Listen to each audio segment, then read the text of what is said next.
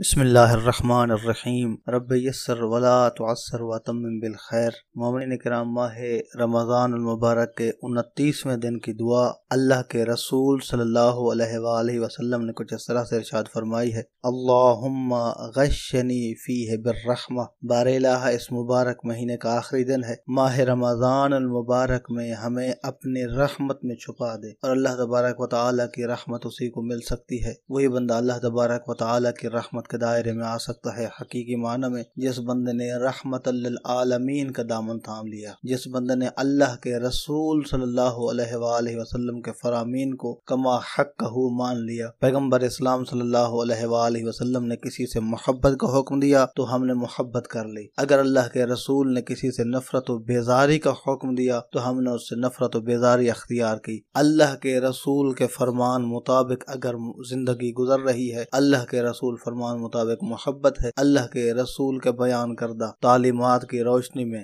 نفرت ہے، تو یقیناً انسان اللہ تبارک و تعالی کی رحمت کو پا سکتا ہے اور اللہ کی ذات اسے اپنی رحمت میں چھپا دے گی۔ وارزقنی فیہ التوفیق والعصمہ۔ بار الہ، اس مہینے میں ہمیں توفیق عطا فرما اور ہمیں محفوظ فرما، ہمیں گناہوں سے محفوظ فرما، ہمیں آفات و بلیات سے محفوظ فرما۔ بار الہ، ہمیں اطاعت و بندگی میں کامیابی عطا فرما، توفیقات عطا فرما۔ وطہر قلبی من غیاہب التہمہ۔ بار الہ، میرے دل کو تہمت کی تاریکی سے پاک فرما۔ بار الہ، میرے اوپر تہمتیں نہیں ہونی چاہیے، کیونکہ جو انسان تہمتوں کا شکار ہوتا ہے تو اس کے خلاف محاذ آرائی بڑی آسان ہو جاتی ہے۔ مولا کائنات حضرت علی علیہ السلام کے اوپر بھی تہمتیں تھیں۔ مولا کائنات حضرت علی علیہ السلام کو جب ماہ رمضان المبارک میں مسجد میں حالت نماز میں اور حالت سجدہ میں شہید کیا گیا تو لوگوں کو جب یہ خبر پہنچی شام میں کہ مولا کائنات حضرت علی علیہ السلام مسجد میں شہید ہوئے ہیں، تو کیونکہ تہمتیں موجود تھیں، کیونکہ مولا علی علیہ السلام کے اوپر الزامات تھے، تو لوگ بڑے تعجب کرتے تھے کہ علی کا کیا کام ہے مسجد میں۔ تو یہ تہمتیں ایک دشمن کا